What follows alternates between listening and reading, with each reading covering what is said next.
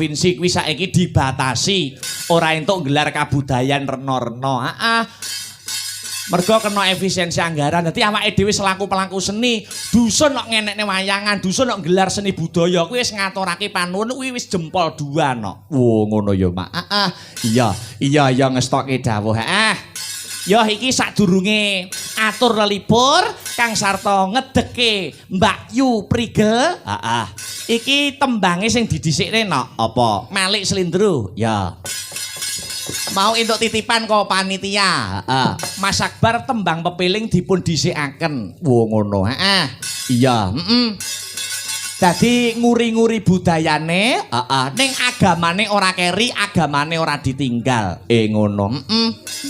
Iya, Dengan seni dan budaya hidup akan indah, dengan ilmu hidup akan mudah, dan dengan agama hidup akan terarah. Wah iya. Ya dibawani dhisik, ya bawane dandang gula no. Wah iya. Nuhoni permintaane para panitia tembang pepiling kon dhisikke. Iya, Monggo Mas Heru dipun bawani langkung rumiyin dandang gula pepiling. Ya, Monggo Mas.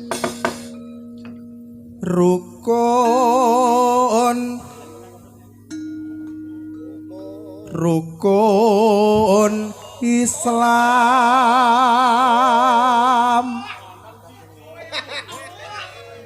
kang 5 puniki katindakna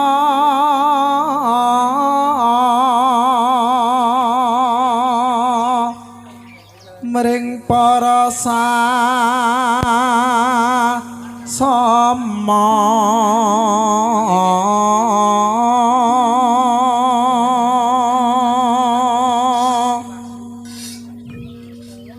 aja padha ditinggalke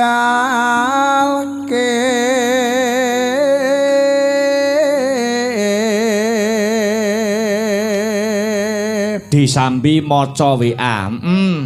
Iki ana salam budaya Pak Dalang kula Bapak Oka Wibowo saking tlatah Amsterdam, Belanda. Dalu menika kula badhe nderek nguri-nguri budaya Jawi menika wonten request gending caping gunung dipun bawani, dipun jengglengaken pamburutan menika kula aturaken kagem sutresna wayang macucal di seluruh Nuswantara.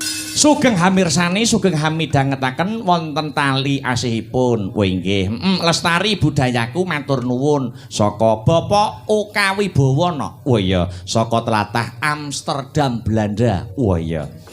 Lanjut Mas Her. Rukun Islam niku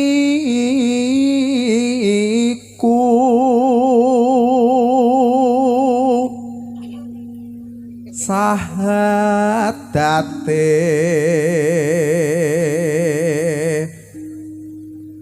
kang angka 1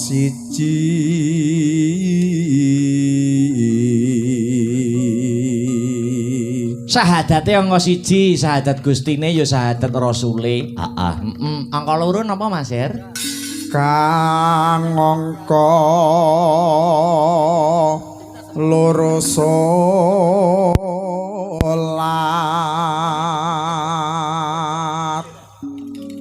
dene kang telu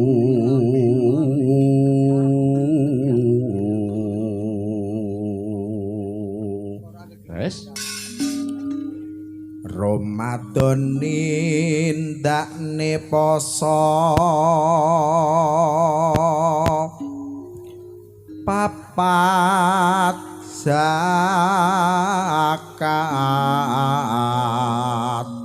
ping 5 ngibadah haji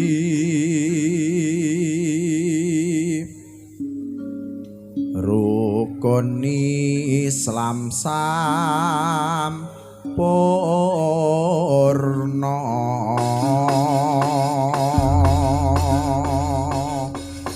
Tembang pepiling menika nggih kula kintunaken dumateng seluruh panitia sumrambahipun para warga gong ingkang lenggah wonten ing Laladan Depok. Mugi saged karenan ing penggalih lan dadya jampi sayah nok tombo kesel. Uga katur tukang pawon sing ngladeni awake dhewe. Suguh gupuh lungguh aruh ora nguciwani. Iya. Ya, pepiling didadekke karya besar Ki Haji Anom Suroto. Wah iya. Maka pepiling dados minangka salam mukadimah wonten ing season limbukan. Ya.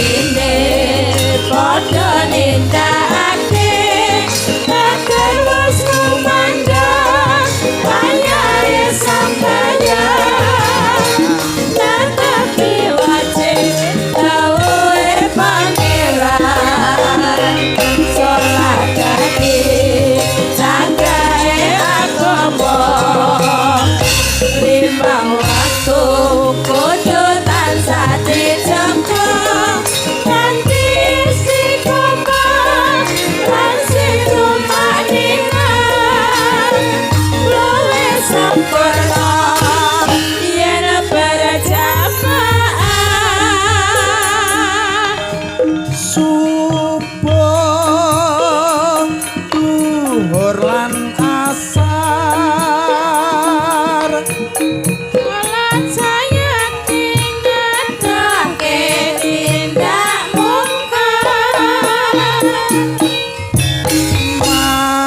grep lan isak jangkepe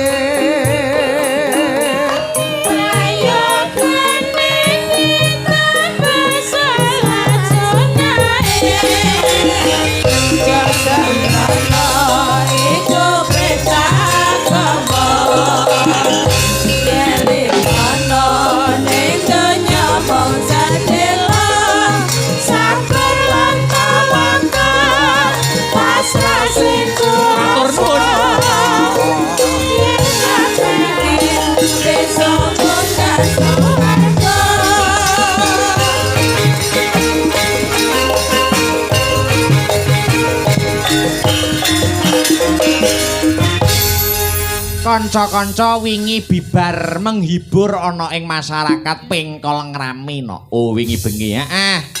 Iki banjur disambung bengi iki ning Depok. Sesuk ya ning Nganjuk. Ning endi ning Luyu no. Oh iya. Ning Luyu sesuk bengi Sesuk bengi ning Luyu dalange loro. Oh iya. Iya, duet-duet. Karo kakak tertua. Iya. Sesuk bengi iki ana pamundhut akeh, pamundhut akeh diwaca sik. Iki mau ana sing saka Karang Semi nyuwun sesideman karo Kapelut. Ana meneh saka Bapa Sanidi Mbagor Wetan nyuwun gubuk asmara podang kuning dipun bawani. Iya, ya. Sareh-sareh waton pikoleh. Gliak-gliak watone kecandak, gremet-gremet watone slamet. Iya, Sing dianti-anti kudu dadi bukti, sing diantu-antu kudu lumaku. Iki awake dhewe sowan ora ijen. Ning saka kersane para warga masyarakat ingkang lenggah ana ing dusun Depok, uga nimbali Mbak Yuku saka Kediri ya kuwi Mbak Prigel Anjarwening. Iya, I borongan sak musike no. Oh iya, sak musike komplit sak bergodo. Wah jan ketok luar biasa iki musike senadyan lagi cetuk wis ketok kawin no. Oh iya.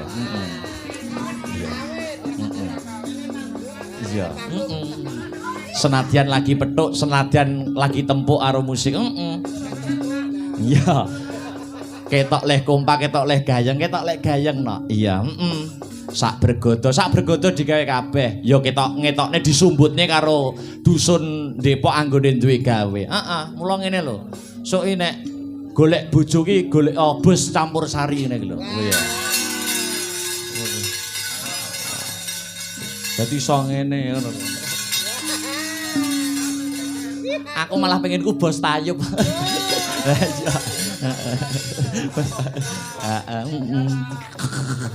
Ya Mbak Prigel katuran jumeneng. Khusus Mbak Prigel ben disepoti karo musike. Oh iya. Hey! Hey! Oke. Depok bergoyang. Hey!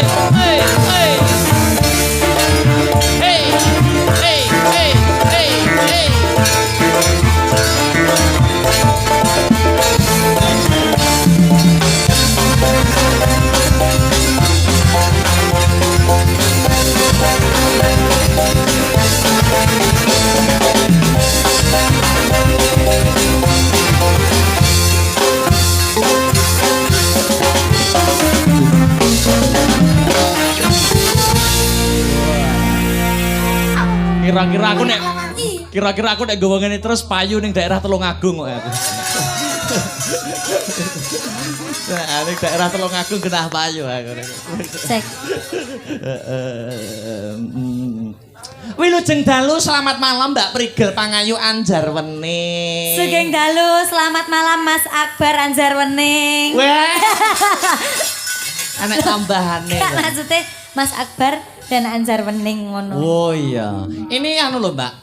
Kolaborasi yang luar biasa. Alhamdulillah. Antara AM dan AB, gitu. AM ki? AM itu Anjarwening Musik dan AB itu Astabrata. Astabrata luar biasa. Dan rame gayeng ya Mas. Rame luar biasa. Terima kasih. Moga-moga ada waktu lagi untuk berkolaborasi dan kawin itu tadi ya Mas. Iya. Iya. Jadi antara Anjarwening Musik dan Astabrata itu harus kawin Mbak.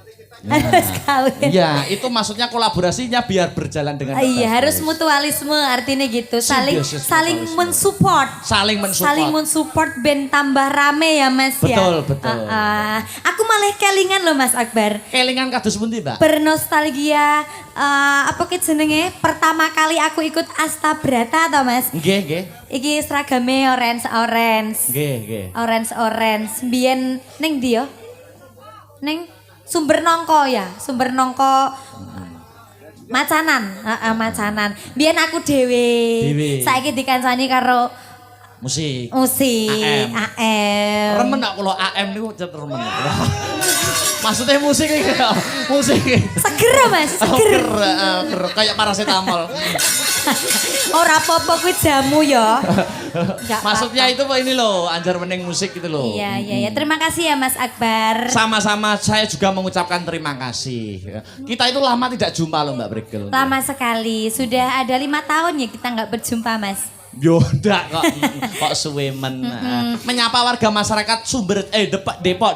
Nggih, alhamdulillah dalu menika kula sak kanca rombongan Astabrata dan AM saged sowan Ya. di hadapan masyarakat Depok. Sumberjo, Gondang, Nganjuk. Nggih, Nganjuk. leres nggih. Betul. Didongake ya Mas Akbar. Dongane pripun? Mugi-mugi ingkang rawuh sedaya mawon dalu menika tansah pinaringan rezeki ingkang lancar. Amin. Panjang yuswanipun. Amin. Diparingi kesehatan. Amin. Sing gadah utang muga-muga utange gek ndang lunas. Amin. Sing urung duwe jodoh muga-muga ndang diparingi jodoh. Amin. Sing gadah penyakit muga-muga ndang ilang penyakite. Amin. Amin ya rabbal alamin. Kula mireng pekabaran kalau wingi Mbak Prigel nggih sakit to Mbak? Gerah to panjenengan. Sakit to Mas. Nggih, lah nggih kula kan mboten sempet niliki panjenengan to. Nilii. Nggih. Nilii itu apa? Niliki menjenguk. Oh jenguk. Tak Nggih. kira lek nilii iki dilat. Duh, Oh enggak ya. Niliki Nilii kan niku- paribasane kayak makanan kan mencicipi kan didilat ngono Mas. Nggih. Maksudnya itu apa ya? Niliki iki piye ya? Basane Indonesia apa ya niliki? Menjenguk. Menjenguk. Iya enggak apa-apa, tapi kan Saman sudah WA aku. Cepat sembuh ya Mbak Prigel. Nah, Tuh, Saman kan sahabatku. Sahabat, soulmate. Soulmate, Nah, iya. kita kan senasib serumpun sepenanggungan. Antara Sindan dan Dalang itu harus kah? Kawin. Kawin ya. Alah. Ya enggak. Mbak Prigel. Jenengan Halo. mau pondongakne to. Maksudnya itu masyarakat sing duwe sakit semoga ndang sembuh. Sing urung duwe jodoh muga-muga dipertemukan dengan jodohnya. Iya, Saman kok amin banter dewe. Lah yo, itu maksudnya begini. Piye? Sampean itu selaku sudah saya anggap seperti kakak saya sendiri. gitu. Iya. Sudah iya. saya anggap seperti kakak saya sendiri. Milo aku jaluk piye, Mbak? Menurutmu tutur-tutur panjenengan, maksudnya kriteria wanita seperti apa sing pantas mendampingi seorang Akbar Syahalam itu kados pundi, Mbak? Bingung aku Mas. Aku lek kon menjelaskan seperti itu tidak bisa. Karena selerane sampean ki aku bingung. Sinden yo. Nari yo. Apa neh? Bos campur sari yo. Terus tukang jaran yo, bos jaranan yo. Jadi sing di aku tidak bisa. Kamu jangan tanya kepadaku karena itu kan menurut hatimu sendiri Mas Akbar. Kula niku penting bolong kok. Maksudnya Iya, ya, iku Dek. bolong pikirane supaya nek wis omah-omah iso membedakan menyaring mana yang baik dan mana yang buruk. Alah, ngono ya bener. Seperti itu loh Mbak Brigel. Iya ora iso no tekon kancane kan sing nglakoni sampean. Maksudnya kriteria wanita mestinya secara karakter, Mbak. Secara Ngono lho. karakter. Heeh. Nek Mbak Prigel iki kriteriane laki-laki sing piye? Umpamane Lek aku ya Mas ya. Sing yo paling ndak gede dhuwur. gede dhuwur, Ya ben memperbaiki keturunan. memperbaiki keturunan. Terus suarane api. Suarane apik. Heeh. Terus yo ngayomi. Oh ngayomi. Ngono. Lek sampean ki kira-kira ya Mas ya, Iya. sing pantas tinggi seorang Mas Akbar Dalang ini Heeh. sing podo-podo senimane. Oh. Berarti kan paling ndak Ketua Tayub. Iso ketua Tayub. Ya sinden. Ganjing. Sinden. Ketua Tayub jare. Iki dalang gaul iki ra kerja aku saiki. Ketua Tayub mangklek. Seniman, Oh, seniwati. seniwati ya? Heeh, sinden. Oh iya iya. Sing dedeke iki gedhe dhuwur. Oh iya. Cantik rodok gisul biasane. Nyapa sorak, Bu? Biasane. Oh, biasane. Heeh. Terus sing suarane apik. Ngono. Sik to iki aku iki njaluk secara karakter lho kok iso tekan dedeke, gingsule, tekan sing bos padha senimane. Secara karakter iki piye ngoten lho, Mbak? Secara karakter Sing ya sing pantes lemah lembut. lemah lembut. Sing baik hati, sing ngerteni sampean seorang seniman. Adewe ngerti toh seorang entertain itu dunianya seperti apa? Betul, Nah, betul. sing ora cemburuan. Ora cemburuan. Iya. Jadi misalkan sampean gandeng karo aku, duet karo aku ki ora cemburu. Ora cemburu. Kirain Mergo kalau di panggung itu milik umum. Pelatku? Hah? Pelatku Pelat kuning. kuning. Nah, untuk Milik umum. Sama, plat kuning itu nek kendaraan sapa ae oleh numpaki. Kendaraan Mbak Yu, kendaraan ya ampun. Kendaraan. Aku padake kendaraan no, Mas. Maksudnya kalau diibaratkan seperti kendaraan. Ayo yo. Loh, Nana arep maju ngarep dhewe. Alah, engko sik. Anu sik, Mbak, Ya. aktor panglipur. Oke, belum afdol kalau kita belum bersolawat, Mas. Wah, solawat dulu. Oke. Ini saya mengajak penonton semuanya yang hadir malam hari ini untuk bersolawat, Mas Akbar. Ben berkah dusune, Mbak. Iya, ben berkah ki acaranya bersih dusun. Dusun. Toh. Iya, kita bersolawat bersama nggih, Pak Bu nggih. Iya. Sedaya